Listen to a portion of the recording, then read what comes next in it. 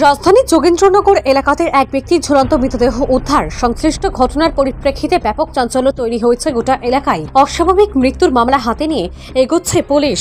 রাজধানীর যোগেন্দ্রনগর এলাকাতে নিজ ঘরেই এক ব্যক্তির ঝুলন্ত মৃতদেহ উদ্ধার হয়েছে।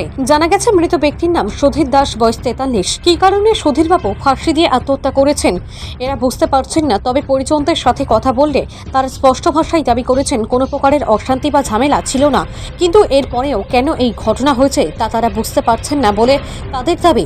যদিও পুলিশের তরফ থেকে দাবি করা হয়েছে গোটা ঘটনার পরিপ্রেক্ষিতে অস্বাভাবিক মৃত্যুর মামলা হাতে নিয়ে তদন্ত চলছে। শেষ সংবাদ প্রেরণ পর্যন্ত মৃতদেহ রয়েছে হাসপাতালের মর্গে। ময়নাতদন্তের পর দেহ তুলে দেওয়া হবে পরিবার পরিজনদের হাতে। দেখছি আমি সকালবেলা হঠাৎ দরজা খুলে লাগিয়ে দিই। সকালে দরজা খুলে লাগিয়ে দিই এই অবস্থা। কি অবস্থা পাইছো? তারপরে দেখছি আসলে সবাই দেখছে বাড়ির লোক। কেন তো ছটার সময় টাকা সকাল কালকা এটা উড়ে না, 7টা বাজে আসা উড়ে না, 7টা সাড়ে 7টা বাজে।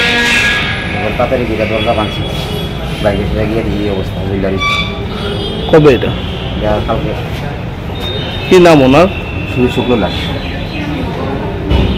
উনি কি করতো? উনি আগে চালাইতো রিক্সা, ওখানে চালা না। বাড়ি কোনখানে ওনার? বাড়ি জীবননগর। উনি এমনিতে মানে কি কারণে এরকম করছে প্রাথমিকভাবে জানা গেছে? ছেলে মেয়ে পুরো কোনো প্রবলেমই নেই জানি।